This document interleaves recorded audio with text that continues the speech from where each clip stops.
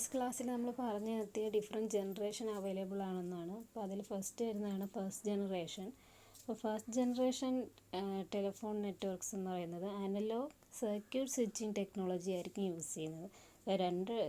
ഇവിടെ രണ്ട് types of switching ആണ് മെയിൻലി യൂസ് ചെയ്യുന്നത് മൊത്തത്തിൽ, സർക്യൂട്ട് സ്വിച്ചിങ്ങും പാക്കറ്റ് സ്വിച്ചിങ്ങും. അപ്പോൾ സർക്യൂട്ട് സ്വിച്ചിങ് യൂസ് ചെയ്യുന്നത് ഫസ്റ്റ് ജനറേഷനാണ്. സർക്യൂട്ട് സ്വിച്ചിങ് എന്ന് പറഞ്ഞാൽ ശരിക്കും രണ്ട് നോഡ്സ് തമ്മിൽ ഒരു ഡാറ്റ കമ്മ്യൂണിക്കേറ്റ് ചെയ്യുന്നതിന് മുമ്പായിട്ട് തന്നെ എന്ത് ചെയ്യും, ഒരു ഡെഡിക്കേറ്റഡ് ചാനൽ ക്രിയേറ്റ് ചെയ്യും. അപ്പോൾ ആ ഒരു പ്രോസസ്സിനാണ് സർക്യൂട്ട് സ്വിച്ചിങ്. നമ്മൾ ഈ സർക്യൂട്ട് സ്വിച്ചിങ്ങും പാക്കറ്റ് സ്വിച്ചിങ്ങും അടുത്ത മൊഡ്യൂളിൽ ഡീറ്റെയിൽ ആയിട്ട് പഠിക്കുന്നുണ്ട്. അന്നേരം നമുക്ക് ഡീറ്റെയിൽ ആയിട്ട് ഡിസ്കസ് ചെയ്യാം. അപ്പോൾ ഫസ്റ്റ് ജനറേഷൻ മൊബൈൽ ഫോൺ എന്ന് പറയുന്നത് യൂസ് ചെയ്യുന്ന ടെക്നിക്ക് എന്ന് പറയുന്നത് FDMA ആയിരിക്കും, അതായത് അനലോഗ് ടൈപ്പ് ടെക്നിക്കായിരിക്കും യൂസ് ചെയ്യുന്നത്. ആൻഡ് ഫ്രീക്വൻസി ബാൻഡ് എന്ന് പറയുമ്പോൾ 800 to 900 MHz ആയിരിക്കും. പിന്നെ വേറൊരു പെക്യുലാരിറ്റി എന്ന് പറയുന്നത് ഫസ്റ്റ് ജനറേഷൻ മൊബൈൽ ഫോണിന് വോയിസ് ഫെസിലിറ്റി മാത്രമാണ് ഉണ്ടായിരുന്നത്. എക്സാമ്പിൾ പറയുകയാണെങ്കിൽ AMPS TACS. ഇനി അതിൻ്റെ ഒരു ബേസിക് സ്ട്രക്ചർ കൊടുത്തിട്ടുണ്ട്. ഒരു മൊബൈൽ യൂസർ ഉണ്ടാകും, ബേസ് സ്റ്റേഷൻ ഉണ്ടാവും, MSC ഉണ്ടാവും. കുറച്ചുകൂടെ ഡീറ്റെയിൽഡ് കൊടുത്തിട്ടുണ്ട്. നമ്മൾ ആ സെല്ലുലാർ ടെക്നോളജി കണ്ടതുപോലെ തന്നെയാണ്. ബേസ് സ്റ്റേഷൻസ് ഉണ്ടായിരിക്കും, അത് കണക്ട് ചെയ്തുകൊണ്ട് MSCs ഉണ്ടായിരിക്കും. MSCയിൽ കുറച്ച് ഡേറ്റാസ് കാണും, ഹോം ലൊക്കേഷൻ രജിസ്റ്റർ, VLR, അങ്ങനെയുള്ള കുറച്ച് ഇൻറ്റേർണൽ ഡാറ്റ ബേസ് കാണും.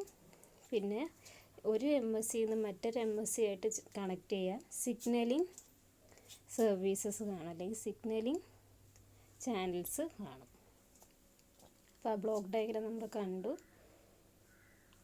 MSC is interconnected with PSTN through landline linked lines and tandem switch, and MSCs are connected with other MSC through dedicated signaling channels. എന്തിനാണെന്ന് വെച്ചാൽ for the exchange of location, validation and call signalling information. ഇനി analogue technique use ചെയ്യുന്നത് കൊണ്ട് ഇന്നെഫിഷ്യൻ്റ് ആയിരിക്കും. പിന്നെ data rate എന്ന് പറയുന്നത് law ആയിരിക്കും. നെക്സ്റ്റ് വരുന്നൊരു ടെക്നോളജിയാണ് സെക്കൻഡ് ജനറേഷൻ ടെലിഫോൺ നെറ്റ്വർക്ക്സ്. അപ്പോൾ ഫസ്റ്റ് ജനറേഷൻ ടെക്നിക്കിൽ നമ്മൾ ഈ പറഞ്ഞു നമ്മൾ എന്താണ് യൂസ് ചെയ്യുന്നത്, അനലോഗ് ടെക്നോളജിയാണ് യൂസ് ചെയ്യുന്നത്. മാത്രമല്ല വോയിസ് മാത്രമേ സപ്പോർട്ട് ചെയ്യുള്ളൂ. അപ്പോൾ ഈ ഒരു ബാറ്ററി പെർഫോമൻസ് ആ കേസിൽ പുവറായിരുന്നു. അതുപോലെ ചാനൽ അൺഅവൈലബിലിറ്റി ഉണ്ടായിരുന്നു. അപ്പോൾ ബാറ്ററി പെർഫോമൻസ് ഇൻക്രീസ് ചെയ്യാൻ വേണ്ടിയിട്ട് നമ്മൾ എന്ത് ചെയ്തു, കുറച്ചുകൂടെ അഡ്വാൻസ്ഡ് ടെക്നോളജി യൂസ് ചെയ്തു. അതാണ് നമ്മൾ ഈ ഒരു അനലോഗ് ടെക്നോളജിയിൽ നിന്ന് ഡയറക്റ്റായിട്ട് ഏതിലോട്ട് പോയി, ഡിജിറ്റൽ ടെക്നോളജിയിലേക്ക് വന്നു. സോ അതാണ് 2Gയുടെ പ്രത്യേകത. എക്സാമ്പിൾ പറയുകയാണെങ്കിൽ നാരോ ബാൻഡ് AMPS, അതുപോലെ IS-54, IS-136, IS-95, ഇതെല്ലാം എന്തിന് എക്സാമ്പിളാണ്, സെക്കൻഡ് ജനറേഷൻ സിസ്റ്റത്തിന് എക്സാമ്പിളാണ്. പിന്നെ GSM നിങ്ങൾക്ക് അസൈൻമെൻറ്റ് തന്ന പോർഷനാണെന്ന് തോന്നുന്നു. അപ്പോൾ global system for mobile communication is an example for second generation standard. പിന്നെ DECT വരുന്നുണ്ട്. ഇപ്പോൾ 2G ടെക്നോളജിയുടെ പ്രത്യേകത എന്ന് പറയുന്നത് it supports data, speech, fax, SMS and വാപ്പ് സർവീസസ്. അപ്പോൾ ആർക്കിടെക്ചറിൽ ഒരു ചെറിയ വ്യത്യാസം വരുന്നതെന്ന് പറയുന്നത്, അതായത് നമ്മൾ നേരത്തെ കണ്ട് ബേസ് സ്റ്റേഷൻസ് ഉണ്ടായിരുന്നു, MSC ഉണ്ടായിരുന്നു. ഇവിടെ വേറൊരു ആഡഡ് ഫങ്ഷണാലിറ്റിയും കൂടെ ഉണ്ട്, അതായത് ബേസ് സ്റ്റേഷൻ കൺട്രോളർ. ഈ ബേസ് സ്റ്റേഷനെ കൺട്രോൾ ചെയ്യാൻ ഒരു ബേസ് സ്റ്റേഷൻ കൺട്രോളർ ഉണ്ടാക്കി, എന്നിട്ട് ഈ ബേസ് സ്റ്റേഷൻ കൺട്രോളും MSC ആയിരിക്കും ഡാറ്റ ട്രാൻസ്ഫർ ചെയ്യുന്നത്.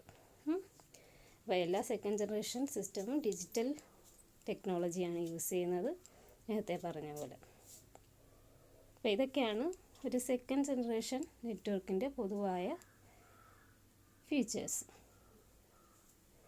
DECT എന്ന് പറയുന്നതും സെക്കൻഡ് ജനറേഷൻ നെറ്റ്വർക്കിന് എന്താണ് എക്സാമ്പിൾ. നമ്മൾ പറഞ്ഞു കോഡ്ലെസ് ടെലിഫോൺ പറഞ്ഞപ്പോഴേ പറഞ്ഞു ഫസ്റ്റ് ജനറേഷൻ കോഡ്ലെസ് ടെലിഫോണും ഉണ്ട്, സെക്കൻഡ് ജനറേഷൻ കോഡ്ലെസ് ടെലിഫോണും ഉണ്ട്. അപ്പോൾ സെക്കൻഡ് ജനറേഷൻ ആകുമ്പോൾ ഉള്ള പ്രത്യേകത എന്താണെന്ന് പറഞ്ഞു, നമുക്ക് ആ റേഞ്ച്, കമ്മ്യൂണിക്കേഷൻ റേഞ്ച് കൂട്ടാൻ പറ്റുമെന്ന് പറഞ്ഞു.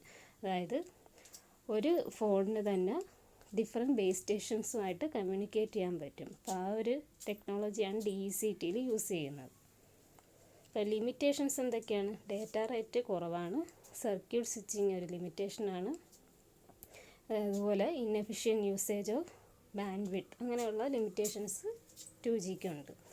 നെക്സ്റ്റ് വന്നതാണ് ഇൻറ്ററിങ് 2.5G.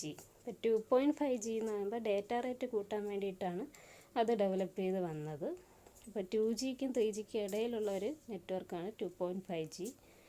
മൊബൈൽ ടെക്നോളജിയായ GPRS, general packet radio service 2.5G ആയിട്ടാണ് പറയപ്പെടുന്നത്. അപ്പോൾ ഈ 2.5G അത് കഴിഞ്ഞ് വരുന്നതാണ് 2.75G. ഇപ്പോൾ എഡ്ജ് എന്ന് പറയുന്ന ടെക്നോളജി, അതായത് enhanced data rates for GSM evolution, അതെന്ന് പറയുന്നത് 2.75G ആയിട്ടാണ് വരുന്നത്. അപ്പോൾ ഈ 2.5Gയിൽ ഈ HTTPയും ബാപ്പ് സർവീസും ഒക്കെ സപ്പോർട്ട് ചെയ്യുന്നുണ്ട്.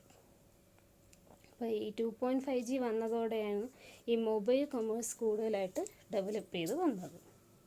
ഇനി അതിൻ്റെ ഒരു പ്രത്യേകത എന്ന് പറയുന്നത്, നമ്മൾ മറ്റേ രണ്ടും പറഞ്ഞ എന്താണ്, സർക്യൂട്ട് സ്വിച്ചിങ് ആണെന്ന് പറഞ്ഞു, 1G ആയാലും 2G ആയാലും.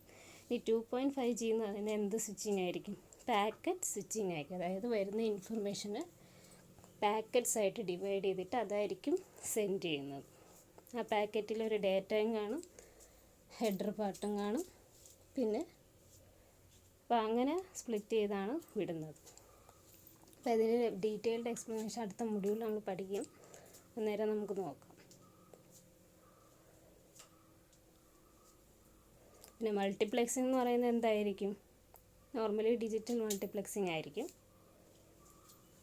നെക്സ്റ്റ് വന്നതാണ് third generation wireless telephone network. അതിൻ്റെ പ്രത്യേകത എന്ന് പറയുന്നത് എന്തായിരിക്കും? അതിന് വോയിസ്, ഡാറ്റ, വീഡിയോ ഇതൊക്കെ സപ്പോർട്ടാവുന്നതാണ്. പിന്നെ ബ്രോഡ്ബാൻഡ് ISDN ആയിരിക്കും യൂസ് ചെയ്യുന്നത് to provide access to information network such as internet and other private public databases. എല്ലാ ടൈപ്പ് ഇൻഫർമേഷൻസും ഇതുവഴി നമുക്ക് ആക്സസ് ചെയ്യാൻ പറ്റും. പിന്നെ ഉള്ളത് സ്പീഡ് കുറച്ചുകൂടെ കൂടുതലായിരിക്കും. അതുപോലെ നമുക്ക് ഡെൻസ്ലി പോപ്പുലേറ്റഡ് ഏരിയാസിലും ഇത് വർക്ക് ചെയ്യുന്നതാണ്. ഇതിൽ യൂസ് ചെയ്യുന്ന ഈ 3G ടെക്നോളജി എന്ന് പറയുന്നത് അതൊരു ഹൈബ്രിഡ് നെറ്റ്വർക്കാണ്. അതായത് സർക്യൂട്ട് സ്വിച്ചിങ്ങിൻ്റെയും പാക്കറ്റ് സ്വിച്ചിങ്ങിൻ്റെയും കമ്പൈൻഡ് വെർഷനാണ്. നേരത്തെ നമ്മൾ 2.5G പറഞ്ഞാൽ അത് പാക്കറ്റ് സ്വിച്ചിങ് ആണെന്ന് പറഞ്ഞു. അപ്പോൾ ഇതെന്ന് പറയുന്നത് രണ്ടും യൂസ് ചെയ്യുന്നുണ്ട്. അതായത് വോയിസിൻ്റെ കേസിലാണെങ്കിൽ അത് യൂസ് ചെയ്യുന്നത് സർക്യൂട്ട് സ്വിച്ചിങ് ആയിരിക്കും. അതല്ല ഓഡിയോ വീഡിയോ ഒക്കെ ആണെങ്കിൽ അത് യൂസ് ചെയ്യുന്നത് പാക്കറ്റ് സ്വിച്ചിങ് ടെക്നോളജി ആയിരിക്കും. ഫ്രീക്വൻസി ബാൻഡ് കൊടുത്തിട്ടുണ്ട് 3G 1710 to 2070 MHz ആയിരിക്കും ആ ഫ്രീക്വൻസി ബാൻഡ്. ഇനി ക്യാരക്ടറിസ്റ്റിക്സ് കൊടുത്തിട്ടുണ്ട്. അതായത് പാക്കറ്റ് ബേസ്ഡും ആണ്, സർക്യൂട്ട് സ്വിച്ചിങ്ങും ഉണ്ടായിരിക്കും. ആൾവേസ് ഓൺ കണക്ടിവിറ്റി ആണ്. IP കണക്ടിവിറ്റി തന്നെയാണ് നമ്മൾ പാക്കറ്റ് ബേസ്ഡ് കണക്ഷൻ എന്ന് പറയുന്നത്. മൾട്ടിമീഡിയ സർവീസസ് അവൈലബിൾ ആണ്. അതായത് ഓഡിയോയും വീഡിയോയും കമ്പൈൻ ചെയ്ത് നമുക്ക് അയക്കാനും സ്ട്രീം ചെയ്യാനും പറ്റും. അതുപോലെ instant messaging with video or audio clips, അതുപോലുള്ള പല ഫീച്ചേഴ്സ് ഇതിൽ ആഡഡ് ആണ്. ഒരു മൊബൈൽ ഫോൺസ് കാണിച്ചിട്ടുണ്ട് ഓരോ ജനറേഷനിൽ. നെക്സ്റ്റ് വന്ന ഒരു ജനറേഷനാണ് 4th ജനറേഷൻ. അപ്പോൾ 4th ജനറേഷൻ എന്ന് പറയുമ്പോൾ 10-fold സ്പീഡ് ഇമ്പ്രൂവ്മെൻറ്റ്സ് ഉണ്ട് കമ്പയറിങ് ടു 3G ടെക്നോളജീസ്. പിന്നെ ബാൻഡ് വിഡ്ത്ത് കൂടുതലായിരിക്കും, സർവീസസും അധികം ഓഫർ ചെയ്യും.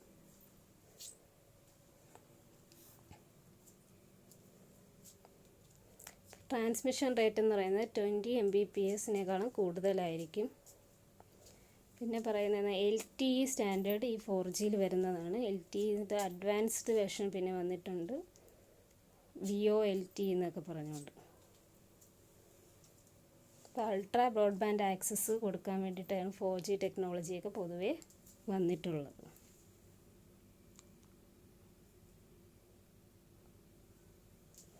G also allows video conferencing, streaming, picture perfect video for telemetric applications. അപ്പോൾ നമ്മൾ എല്ലാ ജനറേഷനിലും എന്താണ് അതിൻ്റെ പ്രത്യേകത? പിന്നെ വേറൊരു വരുന്ന പ്രത്യേക ഇമ്പോർട്ടൻറ്റ് കാര്യം എന്ന് പറഞ്ഞാൽ നമ്മൾ 3G പറഞ്ഞ് ഹൈബ്രിഡ് ആണ്, ഹൈബ്രിഡ് സ്വിച്ചിങ്. അതായത് പാക്കറ്റും ഉണ്ട് വോയിസും ഉണ്ട്. ഇതിൻ്റെ അല്ല, പാക്കറ്റും ഉണ്ട്, എന്തുകൊണ്ട് സർക്യൂട്ട് സ്വിച്ചിങ് ഉണ്ട്. ഇതിൻ്റെ ഒരു പ്രത്യേകത എന്ന് പറഞ്ഞാൽ ഇതിൽ എല്ലാം എന്ത് സ്വിച്ചിങ് ആയിരിക്കും? പാക്കറ്റ് സ്വിച്ചിങ് തന്നെ ആയിരിക്കും.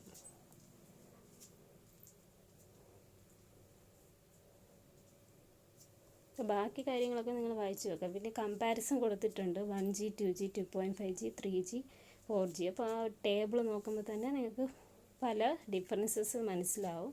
ഒന്ന് നോക്കിക്കൊള്ളുക. നെക്സ്റ്റ് വരുന്നൊരു ടോപ്പിക്കാണ് വയർലെസ് ലോക്കൽ ലൂപ്പ്. അപ്പോൾ നമ്മൾ പറഞ്ഞ എന്താണ് സെല്ലുലാർ സിസ്റ്റം എന്താണെന്ന് കണ്ടു, കോഡ്ലെസ് സിസ്റ്റം എന്താണെന്ന് കണ്ടു. അപ്പോൾ അതുപോലൊരു സിസ്റ്റം തന്നെയാണ് വയർലെസ് ലോക്കൽ ലൂപ്പ്. അതിൽ ഒരു ആകെ വരുന്നൊരു ഡിഫറൻസ് എന്ന് പറയുന്നത് സെല്ലുലാറിലായാലും കോഡ്ലെസ്സിലായാലും ഈ മൊബൈൽ, അതായത് മൊബൈൽ സ്റ്റേഷൻ എന്ന് പറയുന്നത് എന്തായിരിക്കും? മൊബൈൽ ഒരു നമ്മളുടെ കയ്യിലുള്ള ഒരു ഡിവൈസ് എന്ന് പറയുന്നത് എന്തായിരിക്കും? ആ ഫോണെന്ന് പറയുന്നത് എന്തായിരിക്കും? മൊബൈലായിരിക്കും അല്ലേ? അതായത് ഫിക്സഡ് ആയിരിക്കത്തില്ല. ഇതിൻ്റെ ഒരു പ്രത്യേകത എന്ന് പറഞ്ഞാൽ എന്തായിരിക്കും? It is a cellular like phone without mobility കാണൂല. These are design for fixed communication where it is easier, cheaper or more advantageous than wireline connections and are often based on cellular or cordless technology. അപ്പോൾ ഇതിലെന്താണ് പ്രത്യേകത? Fixed കമ്മ്യൂണിക്കേഷനാണ് ശരിക്കും നടക്കുന്നത്. അതായത് നമ്മൾ telephone network ഇല്ലേ, അതുപോലെ അതിൽ നമ്മൾ യൂസ് ചെയ്യുന്നത് എന്താണ്? വയേർഡ് കണക്ഷനാണ് യൂസ് ചെയ്യുന്നത്. അപ്പോൾ അത് മാറ്റി വയർലെസ് കണക്ഷൻ യൂസ് ചെയ്യുന്നത്. അപ്പോൾ ഇത് ശരിക്കും അഡ്വാൻറ്റേജ് ആയിട്ട് വന്നതെന്ന് പറയുന്നത് നമ്മൾ അർബൻ ഏരിയാസിലൊക്കെ ഇതുപോലെ വയേഴ്സൊക്കെ കൊണ്ടെത്തിക്കാനൊക്കെ ഡിപ്ലോയ് ചെയ്യാനും ഒക്കെ എളുപ്പമായിരുന്നു. പക്ഷേ റൂറൽ ഏരിയാസ് വന്നപ്പോഴത്തേക്കും വയേഴ്സൊന്നും ആക്സസ് ചെയ്യാൻ, അതായത് ഡിപ്ലോയ് ചെയ്യാൻ പറ്റത്തില്ലായിരുന്നു. അപ്പം അന്നേരം അവർക്ക് എന്ത് ചെയ്യാൻ പറ്റൂലായിരുന്നു? ഇൻ്റർനെറ്റോ കോളോ അതിനൊന്നും ആക്സസ് കിട്ടൂലായിരുന്നു. ആ ഒരു കേസിലാണ് ഈ വയർലെസ് ലോക്കൽ ലൂപ്പ് എമേർജ് ചെയ്ത് വന്നത്. അപ്പോൾ വയർലെസ്ലി എന്ത് ചെയ്യും? ആക്സസ് ചെയ്യും. ഒരു ഹോമിൽ തന്നെ ഒരു ആൻറ്റിന വെച്ചിട്ട് വയർലെസ്ലി നമ്മൾ എന്ത് ചെയ്യും? ഈ സർവീസസ് ആക്സസ് ചെയ്യാൻ പറ്റും. That is wireless local loop. So wireless local loop employs a cellular like technology where the subscriber unit is fixed. ഉണ്ടോ? സബ്സ്ക്രൈബർ യൂണിറ്റ് എന്ന് പറയുന്നത് എന്തായിരിക്കും? ഫിക്സഡ് ആയിരിക്കും. ബാക്കിയെല്ലാം പഴയ പോലെ തന്നെ ആയിരിക്കും. ഹോംസിലും ഓഫീസസിലും ബ്രോഡ്ബാൻഡ് കണക്ഷൻ ഡിപ്ലോയ് ചെയ്യാൻ വേണ്ടിയിട്ടാണ് കൂടുതലും ഇത് യൂസ് ചെയ്യുന്നത്. പിന്നെ അതിൻ്റെ ആ ഒരു ഫ്രീക്വൻസി എന്ന് പറയുന്നത് മൈക്രോവേവ് മില്ലിമീറ്റർ ഫ്രീക്വൻസി റേഞ്ച് ആയിരിക്കും. അതായത് 28 GHz ബാൻഡിലായിരിക്കും. പിന്നെ യൂസ് ചെയ്യുന്ന ആൻറ്റിനാസിൻ്റെ ഗെയിനൊക്കെ എന്തായിരിക്കണം? ഹൈ ആയിരിക്കണം. അങ്ങനെയുള്ള കാര്യങ്ങളൊക്കെ ഓർത്തുകൊണ്ട്. പിന്നെ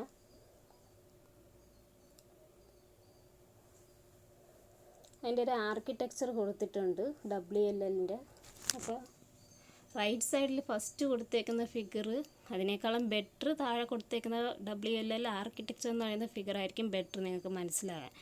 ആ ടോപ്പിലത്തെ ഫിഗർ നോക്കുമ്പോൾ നിങ്ങൾക്ക് മനസ്സിലാകാം ഒരു സെൻട്രൽ ഓഫീസും മറ്റ് ഹോം അല്ലെങ്കിൽ ഓഫീസസും തമ്മിലുള്ള ഒരു കണക്ഷനാണ് കൊടുത്തേക്കുന്നത്. അതിൽ last mile connection between central office and homes are called local loop. അപ്പോൾ ലോക്കൽ ലൂപ്പ് എന്ന് പറഞ്ഞാൽ എന്തായിരിക്കും? ഈ കണക്ഷൻ ബിറ്റ്വീൻ എന്തായിരിക്കും? സെൻട്രൽ ഓഫീസ് ആൻഡ് നമ്മുടെ ഡെസ്റ്റിനേഷൻ ഏതാണോ, ഹോം ആവാം, ബിസിനസ് ആവാം, റെസിഡൻസ് ആവാം, എന്തും ആവാം. അങ്ങനെ ആ ഒരു കണക്ഷന് പറയുന്ന പേരാണ് ലോക്കൽ ലൂപ്പ്. അപ്പോൾ ലോക്കൽ ലൂപ്പിൽ പലതരം കണക്ഷൻസ് വരാം. ഒന്നീ ഫൈബർ വരാം, അല്ലെങ്കിൽ കോപ്പർ വയേഴ്സ് വരാം, അല്ലെങ്കിൽ കേബിൾ വരാം. പിന്നെ വരുന്നതാണ് ഈ വയർലെസ്. അപ്പോൾ അതിൽ യെല്ലോ കാണിച്ചിട്ടുണ്ട് വയർലെസ് എന്ന് പറഞ്ഞുകൊണ്ട്. അപ്പോൾ ഈ ലോക്കൽ ലൂപ്പിൽ വയർലെസ് ആയിട്ട് യൂസ് ചെയ്യാമെങ്കിൽ നമ്മൾ പറയുന്നതാണ് WLL. ഇനി WLLൻ്റെ മെയിൻ ആർക്കിടെക്ചറാണ് ഈ താഴെ കൊടുത്തേക്കുന്നത്. ഒരു ഹോം കാണും. ആ ഹോമിൽ നമ്മൾ WASU എന്നാണ് പറയുന്നത്. എന്ന് പറഞ്ഞാൽ വയർലെസ് ആക്സസ് സബ്സ്ക്രൈബർ യൂണിറ്റ് എന്നാണ്. അതൊരു ഹോം ആയിരിക്കും, അല്ലെങ്കിൽ ഒരു റെസിഡൻസ്, സ്മാൾ ബിസിനസ്, എന്തോ ആയിക്കോട്ടെ. അപ്പോൾ നമ്മൾ ആക്സസ് ചെയ്യാൻ പോകുന്ന ഡാറ്റാസ് എന്തായിരിക്കും? വോയിസോ ഫാക്സോ ഏത് വേണോ? ഫാക്സ് സപ്പോർട്ട് ചെയ്യും, ഓഡിയോ സപ്പോർട്ട് ചെയ്യും, ഇൻ്റർനെറ്റ് സപ്പോർട്ട് ചെയ്യും. അത് നമ്മളൊരു ആൻറ്റിന യൂസ് ചെയ്ത് വയർലെസ്ലി ആരുമായിട്ട് കണക്ട് ചെയ്യും? WANU ആയിട്ട്. WANU എന്ന് പറഞ്ഞാൽ വയർലെസ് ആക്സസ് നെറ്റ്വർക്ക് യൂണിറ്റ്. അതെന്ന് പറയുന്നത് എവിടെയായിരിക്കും പ്രസൻറ്റ് ചെയ്തേക്കുന്നത്? ഒരു ലോക്കൽ എക്സ്ചേഞ്ച് ഓഫീസിലായിരിക്കും അതുണ്ടായിരിക്കുന്നത്. അപ്പോൾ എല്ലാ ഈ WASUസും കണക്ട് ചെയ്യുന്നത് എവിടെയായിരിക്കും? WANUവിലായിരിക്കും. അപ്പോൾ ഈ WANUയുടെ ഫങ്ഷൻസ് എന്ന് പറയുന്നത് authentication, operation and maintenance, routing, transceiving voice and data, ഇതൊക്കെയാണ് WANUവിലെ ഫങ്ഷൻസ്. അപ്പോൾ ഈ WANU തന്നെ 2-3 ബ്ലോക്സ് ഉണ്ട്. Transceiver, WLL controller, AM, HLR. AM എന്ന് പറയുന്ന ആക്സസ് മാനേജ്മെൻറ്റ്, HLR എന്ന് പറഞ്ഞാൽ നിങ്ങൾക്കറിയാം ഹോം ലൊക്കേഷൻ രജിസ്റ്റർ. അപ്പോൾ അതിലായിരിക്കും എന്തുണ്ടായിരിക്കുന്നത്? ഈ ഹോമിലുള്ള എല്ലാ യൂസേഴ്സിൻ്റെയും സർവർ ഡീറ്റെയിൽസും ഉണ്ടായിരിക്കുന്ന ഹോം ലൊക്കേഷൻ രജിസ്റ്ററിലായിരിക്കും. ഇനി അത് എങ്ങോട്ട് പോകുന്നുണ്ട്? സ്വിച്ച് ഫങ്ഷൻ, പിന്നെ PSTN. അപ്പോൾ PSTN വഴി സ്വിച്ച് ഫങ്ഷനിലൂടെ എന്ത് ചെയ്യുന്നു? WANUവിലോട്ട് കണക്ട് ചെയ്യുന്നു. പിന്നെ WASUം WANUവും കൂടെ എന്ത് ചെയ്യുന്നു? വയർലെസ്ലി കണക്ട് ചെയ്യുന്നു. അപ്പോൾ ഇതുപോലെയാണ് ആ ഒരു ആക്സസിങ് നടക്കുന്നത്. ഇതാണ് ഒരു ഇമ്പോർട്ടൻ്റ് ആർക്കിടെക്ചർ. ഇപ്പോൾ WLLൻ്റെ കമ്പോണൻസ് അറിയാമല്ലോ. ഒരു പബ്ലിക് സ്വിച്ച് ടെലിഫോൺ നെറ്റ്വർക്ക് കാണും, ഒരു സ്വിച്ച് ഫങ്ഷൻ കാണും. അത് യൂസ് ചെയ്യുന്നത് PSTN വേരിയസ് WANUസായിട്ട് സ്വിച്ച് ചെയ്യാൻ വേണ്ടിയിട്ടാണ് ഒരു സ്വിച്ച് ഫങ്ഷൻസ് യൂസ് ചെയ്യുന്നത്. അപ്പോൾ ഈ ഒരു രീതിയിൽ നമുക്ക് എന്ത് ചെയ്യാൻ പറ്റും? ഒരു പർട്ടിക്കുലർ റൂറൽ ഏരിയ അല്ലെങ്കിൽ സെമി അർബൻ ഏരിയയിലുള്ള യൂസേഴ്സിന് എന്ത് ആക്സസ് ചെയ്യാൻ പറ്റും? പല ടൈപ്പ് ഓഫ് സർവീസസ് വിത്തൗട്ട്, അതായത് വയേർഡ് കണക്ഷൻ ഇല്ലാതെ തന്നെ എന്ത് ചെയ്യാൻ പറ്റും? ആക്സസ് ചെയ്യാൻ പറ്റും. അപ്പോൾ അതിൻ്റെ ഒരു അഡ്വാൻറ്റേജ് എന്ന് പറയുന്നത് എന്തായിരിക്കും? ചീപ്പറായിരിക്കും. നമുക്ക് കോസ്റ്റ് എന്ന് പറയുന്നത് എന്തായിരിക്കും? കുറവായിരിക്കും. ഈസി ആയിരിക്കും, ചീപ്പറായിരിക്കും. അപ്പോൾ ഇതൊക്കെയാണ് അതിൻ്റെ അഡ്വാൻറ്റേജ്. മനസ്സിലായല്ലോ?